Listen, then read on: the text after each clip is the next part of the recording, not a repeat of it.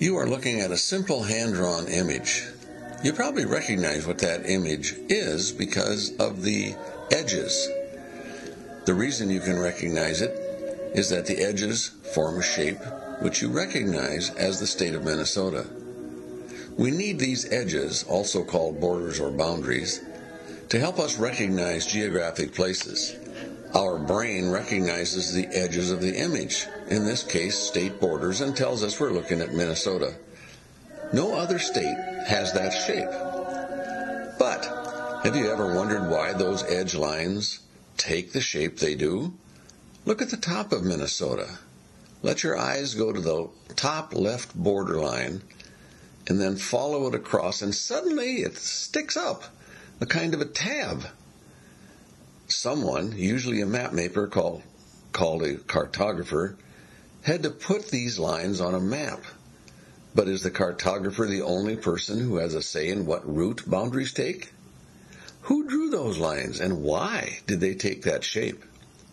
In this podcast, we will learn about the Minnesota boundary tab called the northwest angle that sticks up at the top. How did it come to look as it does today? Our focus is on the meaning of borders, and especially on the human factors which influence border creation.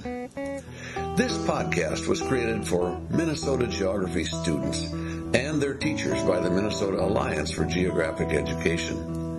MAGE is a group of volunteers whose mission is to help you understand your world better through geography. This podcast series addresses several Minnesota geography standards, and our presenter is Dr. David Lannergren. Dr. Lannergren is the director of the Minnesota Alliance for Geographic Education and is a professor of geography at Macalester College in St. Paul, Minnesota. I'm Fred Kunze, a retired teacher and a member of the MAGE Steering Committee.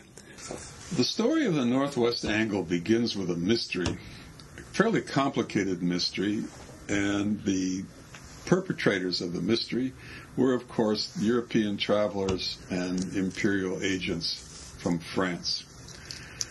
This map that we're looking at is the map that was published along with the book that Father Hennepin published when he returned from France after his travels in North America. Father Hennepin was one of many French priests that was sent to North America to bring Christianity to the population here and to report back to the European leaders about the wealth and nature of the geography of the landscape.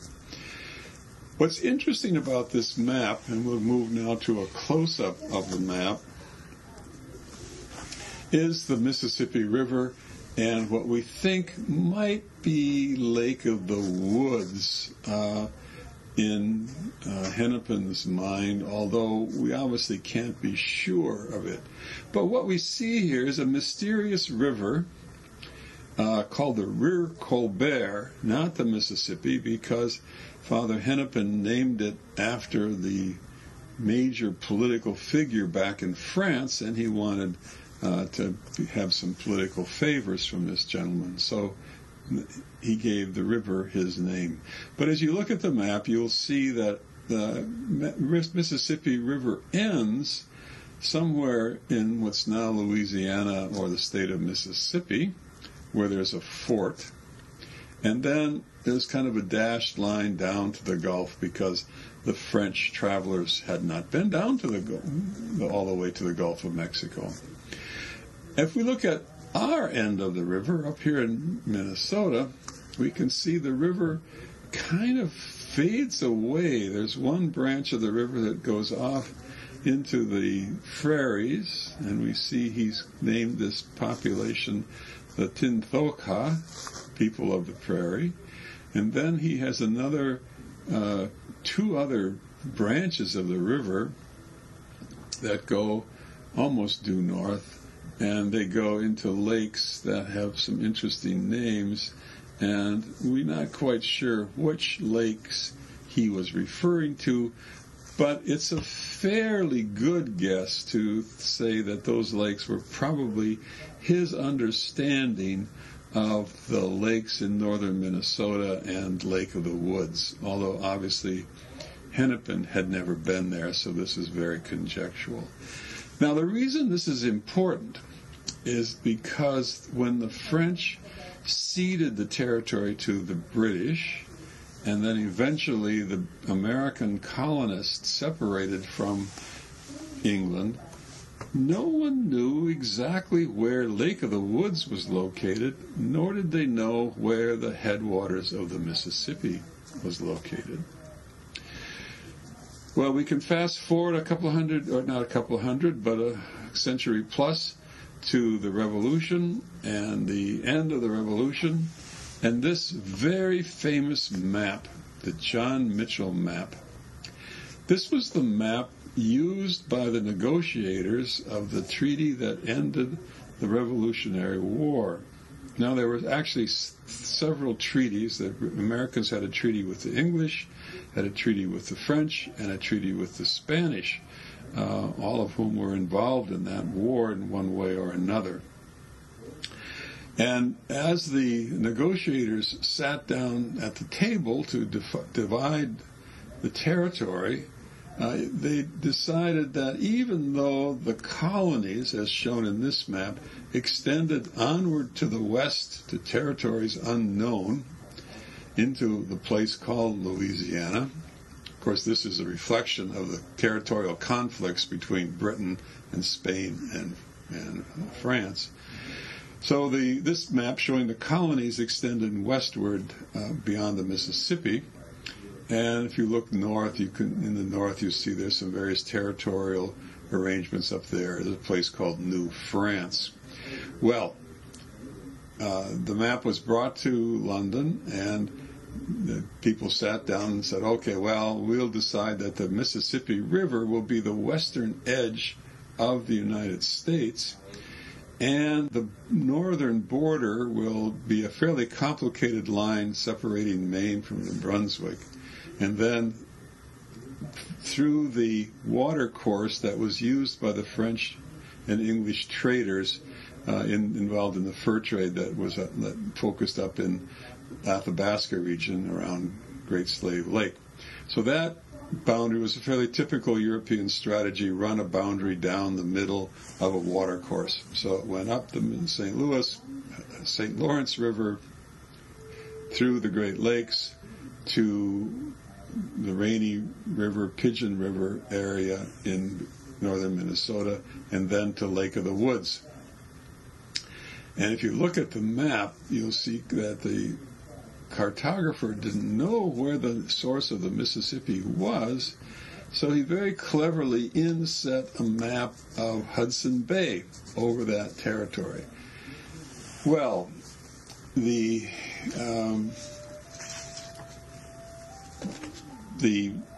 actual boundary then was going into an area where people had no knowledge and they couldn't draw it on the map. The actual language goes like this: through the Lake of the Woods to the northwesternmost point thereof, and from thence on a due west course to the river Mississippi. Aha! But the river Mississippi does not have its source west of Lake of the Woods, but its source is south of Lake of the Woods. So the next map, the Schoolcraft map, which was accompanied his account of his trip to the headwaters of the Mississippi. This map was actually not drawn by Schoolcraft. It was drawn by Lieutenant Allen, who was the leader of the military expedition.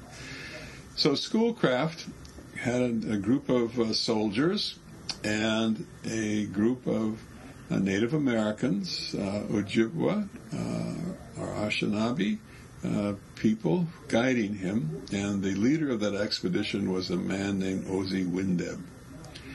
Well, as you can see from this map, the Mississippi River goes off the southern edge, but you can easily see it there.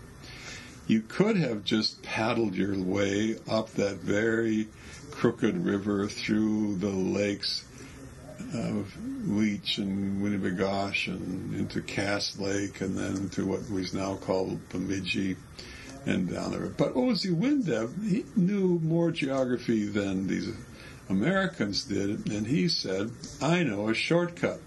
And it shows on this map as Indian Route Portage, and you can see there's a series of lakes, kind of irregularly shaped, strung together in a line that goes from Leech Lake over to what's now Lake Itasca, and what is essentially the source of the Mississippi.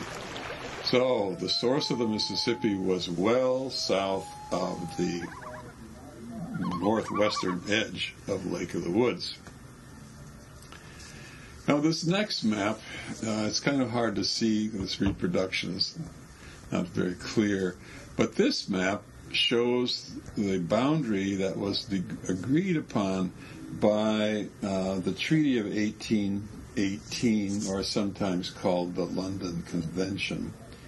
It was a negotiated boundary, and the issue was really not so much Lake of the Woods and the Mississippi River, but who was going to get the Oregon Territory over on the west coast. And this treaty, in Article 2, determined the boundary, and I'm going to read it again so you can get some sense of the language used in treaties.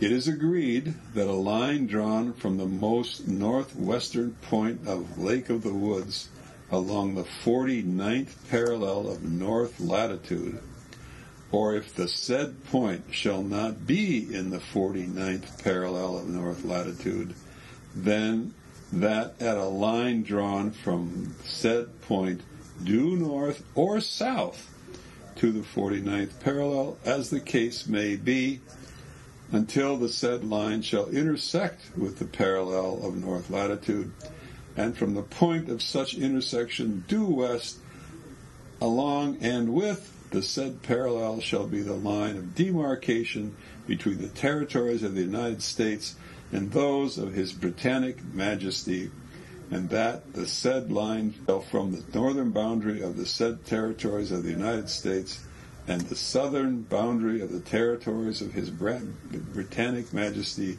from the Lake of the Woods to the Stony Mountains. Now that's quite a mouthful. We call the Stony Mountains the Rocky Mountains now. So essentially these fellows got together in London. They didn't know where Lake of the Woods was relative to the 49th parallel. Now when boundaries are created, there's a series of steps. First, there has to be a negotiation, like what we just described, people sitting down and saying, okay, we're going to agree that this would be the boundary. Then that's sort of the negotiation phase. Then there's the delineation phase, where they draw the boundary on the map. Then there's the survey phase, where they actually go out and measure the landscape and find out these things. And then there's the demarcation phase, where the boundary is marked with physical objects. So in 1818, this very famous map of Mellish, which shows the continental stretch of the United States, the Louisiana Territory out to the Pacific. It also shows the Northwest Territories and the states and eventually Minnesota State and Territory. So we still don't have our northwest angle yet. Now I'm going to show you this map because it's really important to the whole process here. This is the Northwest Territory, and Thomas Jefferson and the members of the Continental Congress, not the United States yet, but the Continental Congress, agreed that the territory north of the Ohio River and west of the Allegheny Mountains would be divided up into territories, and when they received a certain population, they would then become states. And we've talked about that process before. But what I want you to notice in this map is this shift to straight line geometric boundaries. The survey, the land survey, was a very important part in our culture because it would eventually determine how we bought and held land. So Jefferson had this idea of sort of a set of states demarcated by lines on the map, not paying any attention to the landscape. And here's a modern interpretation of that map. And these fanciful names that Jefferson applied to the territory, and you can see quickly from the map that none of these states, as envisioned by Jefferson and his peers, actually emerged. The process of state formation was a little more complicated. But on this map, remember, this is a modern map. It shows us the northwest angle, but of course, that was not actually the case. We go ahead now as the process went along of the creating of territories and states.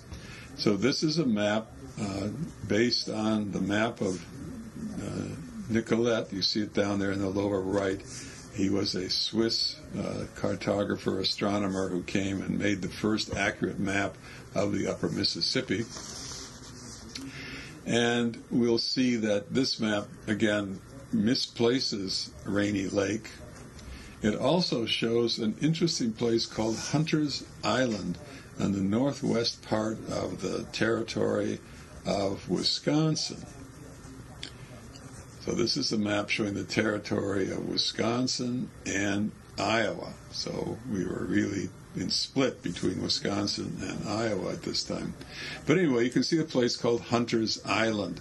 This again is kind of a mystery as to where the boundary was, and this map claims Hunter's Island belongs to the United States, assuming that the land in fact was an island and the main route of the voyageurs went south of the island rather than north of the island. So now we have two mysteries, Hunter's Island and the northwest angle. Where was Lake of the Woods and where was Hunter's Island? This next map shows us the territory of Minnesota. We've talked about this before and we'll talk about it more in the future. This map you see is pretty much the same as the one we were just looking at, but we see the western side of Minnesota now set at the Missouri boundary. Here is the later map of the Minnesota territory, showing now divided into counties, and again we see Lake of the Woods and Hunter's Island, these kind of mystery places. And this is this first map of the state. Well, eventually, surveyors went out to survey the boundary. So here we're just looking at maps, not surveys. And when the surveyors went out to Lake of the Woods and went up to Hunter's Island, and our next map shows the fact they learned that Hunter's Island was actually in Canada, not in the United States, and it's shown that way on this map. But still, where was the northwest corner of Lake of the Woods? This one shows it going into the southwest corner of Lake of the Woods. Now finally, the surveyors are out. They have determined that the northwest part of Lake of the Woods is actually north of the 49th parallel. So a line was followed through the midpoint of Lake of the Woods, up a small river and inlet on the northwestern side. Border posts were put in. A line was drawn straight south and surveyed through the woods to the 49th parallel. And eventually, after a long process, the last piece of the Canadian-American border was established. Well, that didn't solve the problem of the location of the people there. So people living in the northwest angle were separated from the United States by water. And this fascinating map, a tourist map by Langwith, called the Pictorial Map of Minnesota, and you can see why. There are lots of pictures on it, and it's made for the Come to Minnesota Club. But if you look carefully on this map, you could see the problem with the northwest angle. The boundary is shown as this dotted line, but it's colored as part of Canada. So this is the rub here. The northwest angle is what's called an exclave, a piece of land separated from the major country by a body of water or another country.